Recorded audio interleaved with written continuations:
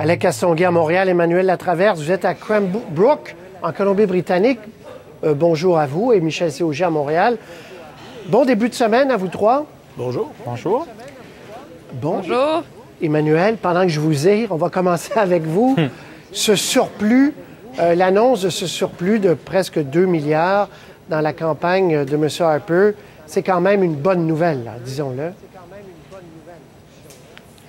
Oui, c'est une nouvelle que les conservateurs attendaient et qu'ils ont presque un peu planifié. Il ne faut pas oublier que ce genre de chiffre-là est généralement rendu public beaucoup plus tard à l'automne. Pour M. Harper, ça lui permet de commencer peut-être la deuxième phase de la campagne sur des assises beaucoup plus solides. C'est une chose pour lui de défendre son bilan, de défendre sa vision de la gestion de l'économie canadienne, mais là, maintenant, il a au moins un contrepoids à la récession en disant, regardez, finalement, ça marche, ça va mieux que prévu. On a un surplus de 1,9 milliard de dollars, malgré, bien sûr, les éléments dans toute l'analyse nuancée de ça qui peut rendre son discours vulnérable. Ça le met sur des assises beaucoup plus solides, surtout à quelques jours d'un débat sur l'économie. Et Emmanuel, vous êtes avec M. Molker, que vous suivez, et lui a dit, c'est une bonne nouvelle dans le fond, et ça prouve que moi aussi, je pourrais ne pas faire de déficit. Oui, ça lui donne un peu de lest. Je vous dirais, ce qu'il faut comprendre, c'est que dans cette course à 3 ultra serrée, c'est vrai que de plaider le déficit zéro, c'est très payant pour M. Molker face à M. Harper. Mais là où la lutte est la plus serrée, la plus difficile et celle qui va peut-être déterminer l'issue de cette course-là, c'est la lutte pour le vote en faveur du changement. Donc, c'est plus de 60% des Canadiens qui hésitent, NPD, libéral, etc. Et M.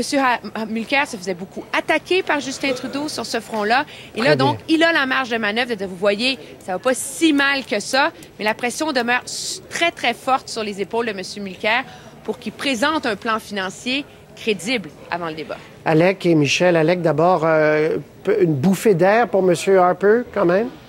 Oui, c'est certainement une bonne nouvelle pour lui, qui se présente comme étant un bon gestionnaire des fonds publics, qui fait une grande partie de sa campagne sur l'économie. Donc, c'est clair que pour lui, comme Emmanuel le dit, c'est une bonne nouvelle. Il l'a probablement planifié juste avant le débat de jeudi du Globe and Mail sur l'économie, alors qu'effectivement, ces chiffres-là, généralement, arrivent vers la fin du mois de septembre, début octobre même. Alors, peut-être qu'effectivement, du côté de Stephen Harper, on a un peu fait un appel du pied au ministère des Finances pour qu'on se dépêche à rendre public cette nouvelle-là. Mais vous savez, une campagne électorale, oui, est-ce qu'on est en surplus, est-ce qu'on est en déficit, mais il y a aussi une question de choix des priorités du gouvernement qui est en place. C'est pas parce qu'on atteint l'équilibre budgétaire que nécessairement les choix qui ont été faits pour l'atteindre sont celles que la plupart des Canadiens veulent. Et là, c'est là que le débat va être intéressant. Les priorités du NPD et du Parti libéral sont pas les mêmes que Stephen Harper. On peut très bien équilibrer le budget en faisant des choix qui sont différents, plus progressistes, par exemple, alors qu'on sait que Stephen Harper a beaucoup coupé dans les dépenses de programme, beaucoup coupé dans la recherche scientifique, par exemple, dans l'environnement. Donc, il y a des choix qui ont été faits pour arriver à cet équilibre-là. Et ça, c'est matière à débat et c'est à ça que sert une campagne électorale. Et c'est pour ça, Michel, qu'on a bien hâte de voir le cadre financier de chaque parti, c'est-à-dire une promesse, un coût. Une promesse, un coût. Absolument. D'abord, il faut dire, le surplus de 1,9 milliard, c'est au 31 mars de cette année. C'est pas dans l'année courante où la croissance économique est beaucoup moins forte. Alors, ça va peut-être aider M. Mulcair un peu, mais ça va pas l'aider tant que ça. Et ce n'est pas une si grande nouvelle pour M. Harper que ça. Mais il faut voir les plans financiers parce que, soyons clairs, et M. Mulcair, mais surtout M. Trudeau, qui dépense plus d'argent quand on additionne ses promesses que M. Mulcair, vont devoir montrer comment ils vont faire ça. C'est bien beau d'avoir le coussin de 10 milliards d'un déficit mais prévu par M. Trudeau, mais il faut pas se rendre plus loin que ça. Puis, M. Mulcair, lui, essaie de dire, je vais faire ça dans la 3e, dans la 4e année du mandat. Ça semble être un peu pousser ça le plus loin possible. Alors, il faudra voir si, même s'ils nous publient leur cadre financier, si ces cadres financiers-là vont résister à l'analyse, puis il y a beaucoup de gens qui vont les analyser. Je vous en passe. Oui, ça, c'est pour être sûr qu'on a bien hâte d'avoir les chiffres. Et d'ailleurs, M. Mulcair disait, moi, je le dépose avant le débat de jeudi. Est-ce que vous croyez, je m'adresse à Emmanuel et à Alec, que les autres partis n'ont pas le choix que de donner ces chiffres-là avant jeudi, avant le débat économique? Emmanuel? Mais du côté du NPD, on a clairement indiqué qu'on va le présenter avant jeudi.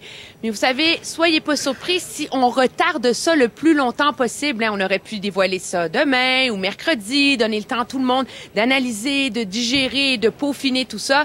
Si ça vient jeudi, quelques heures à peine avant le débat, ça permettrait au NPD de dire, regardez, vous voyez, on les a nos chiffres, ça tient la route, merci, bonsoir, et retenir son souffle du moins pour permettre à M.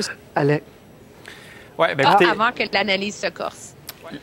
L'idéal, c'est toujours de présenter un cadre financier avant un débat qui porte sur l'économie pour que tout le monde ait les chiffres de chacun des partis, qu'on puisse en débattre lors du débat. En même temps, c'est déjà arrivé dans le passé, Stephen Harper l'a déjà fait, de ne pas présenter son cadre financier avant les débats des chefs. Il avait d'ailleurs été attaqué là-dessus, puis ça ne l'a pas empêché de quand même remporter plusieurs votes. Donc, c'est un couteau à double tranchant. L'idéal pour les électeurs, c'est de tout avoir en même temps. En même temps, est-ce que c'est ce qui va tenir la route jusqu'à la fin, jusqu'à la campagne électorale, jusqu'au 19 octobre? Je suis moins certain. Très bien. Je veux vous faire entendre un petit extrait de quelqu'un qui a fait son entrée dans la campagne électorale. Je sais que vous savez de qui je parle. On l'écoute.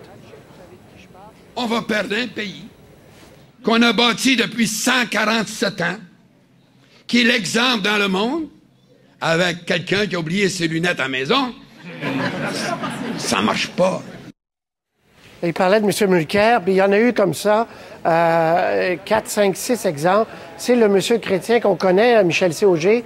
Oui, ça aide la cause de M. Trudeau? Oui, en France, ils appellent ça la compile. Aux États-Unis, ils appellent ça les greatest hits. Mais les lunettes, je l'ai entendu souvent, je dois dire. Mais est-ce que ça aide M. Trudeau? Dans certaines régions du pays, l'Ontario, par exemple, oui, le monsieur chrétien est très populaire en Ontario. Les libéraux disent toujours en anglais « liberal times are good times ». Alors, ça permet de dire, quand les libéraux étaient au pouvoir, ça allait bien. D'un autre côté, il y a des régions du Canada, l'Ouest en particulier, où M. chrétien est pas mal moins populaire. Puis au Québec, il risque d'avoir une autre couche, une couche de plus par-dessus ça, c'est que ramener M. Chrétien, c'est rebrasser le scandale des commandites, c'est rappeler le scandale des commandites à tout le monde. Et ça peut être utilisé par les adversaires du Parti libéral. Et Alec Castonguay, M. Chrétien, qui a dit en fin de semaine, le NPD veut déchirer la loi sur la clarté, on ne faut pas leur laisser faire ça. Donc, c'est vraiment destiné au reste du Canada, là, non pas au Québec.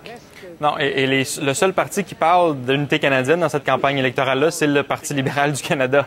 Justin Trudeau l'a volontairement amené lors du débat de Maclean's. On le répète assez souvent du côté de la campagne libérale. On ressort Jean Chrétien pour parler de la loi sur la clarté. Il y a peut-être des gens qui vont écouter cet extrait-là puis qui vont se dire « Je suis pas certain que c'est un enjeu prioritaire de cette campagne électorale-là. » On n'entend pas beaucoup parler de ce débat-là. On peut pas dire que le Bloc québécois va très bien actuellement. Donc, c'est vraiment une tentative du Parti libéral essentiellement en Ontario, d'aller chercher quelques votes pour qui c'est important. Mais on n'a pas l'impression, contrairement à d'autres élections, où ça a été effectivement un débat très important, que c'est là-dessus que les gens vont aller voter par rapport à d'autres sujets. Là. Emmanuel? Bien, moi, je vous dirais que ce qui est remarquable, c'est quand on voit l'entrée en scène de M. Chrétien, c'est vrai qu'on va chercher chez lui la caution morale d'un premier ministre qui a eu 3 mandats majoritaires, qui a équilibré le budget, etc. Mais ça tranche avec tout le pari politique, je vous dirais, autour de la campagne de Justin Trudeau, qui est d'incarner le changement, la jeunesse, l'audace, faire les choses différemment. Et c'est là que peut-être que le fait de sortir M. Chrétien n'est pas nécessairement au diapason de tout ce que veut envoyer M. Trudeau et les libéraux comme message auprès des électeurs en ce moment. Il reste 35 jours à cette campagne. C'est à peu près une durée normale maintenant. Voyons quelques chiffres avant de se quitter, si vous le voulez bien. Un sondage Nanos national, donc canadien. Et vous allez voir, vous voyez les courbes, les tendances. Difficile d'imaginer plus serré. Vous voyez le NPD légèrement en avance, les conservateurs un peu plus bas et le Parti libéral en lente remontée. Ça se rejoint donc autour de 30 30, 29, 29, 30, 31, 30.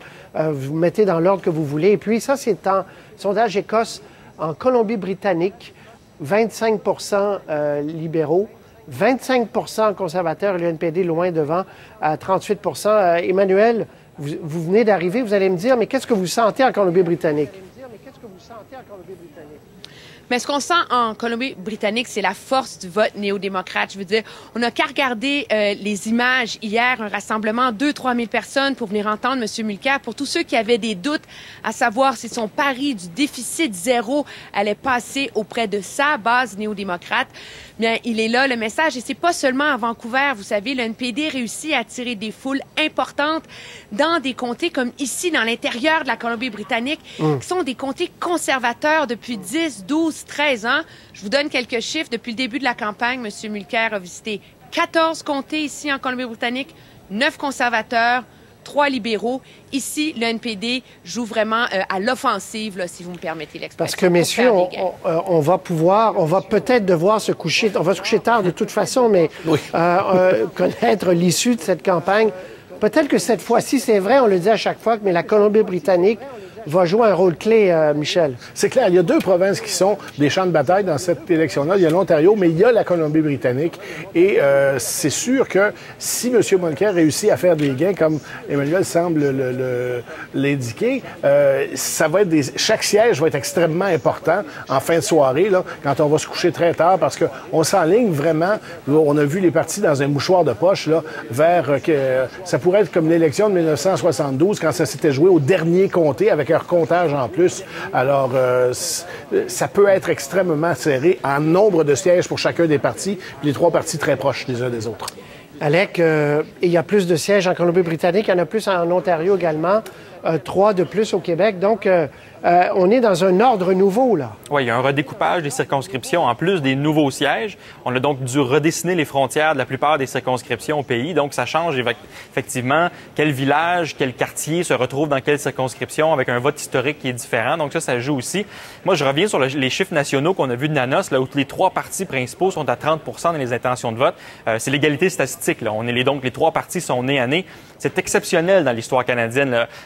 Le 3e parti politique qui a obtenu le plus grand nombre de voix lors d'une élection, c'était en 1988. Donc, Ed Broadbent, qui était chef du NPD, et le NPD avait obtenu 21 % des voix. Avoir les 3 partis à 30 %, ça donne des résultats là, complètement hypothétiques. Là. Même ceux qui font la prévision de sondage, savoir à quoi ça peut ressembler en termes de nombre de sièges. 30-30-30, là, en termes de pourcentage, si ça se maintient jusqu'à la fin, c'est une boîte à surprise totale. Là. Je suis très content que vous disiez ça, Michel C. Auger, parce que c'est vrai, ce qu'Alex dit... C'est du jamais vu, là, de partir une course à 3 avec à peu près le même score. C'est lire des feuilles de thé actuellement.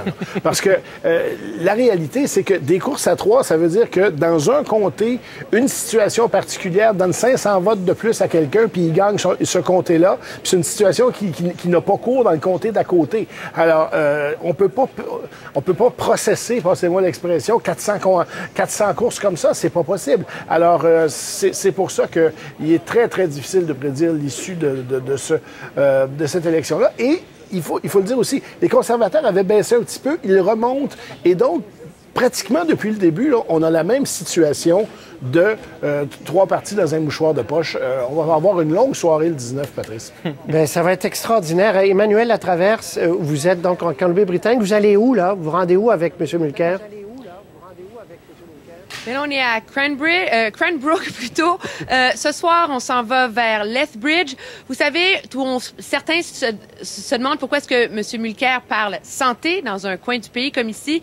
C'est parce que ici, le nombre de personnes à la retraite, le nombre de personnes vieillissantes augmente en termes de proportion de la population. C'est un enjeu majeur, mais tous les chefs convergent vers une ville cette semaine. C'est Calgary pour la préparation des débats. Alec Castonguay, merci beaucoup, Emmanuel, Michel C.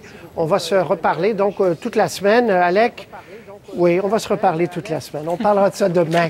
Petite surprise aux téléspectateurs en ce qui vous concerne. Voilà, vous êtes salués. Au revoir.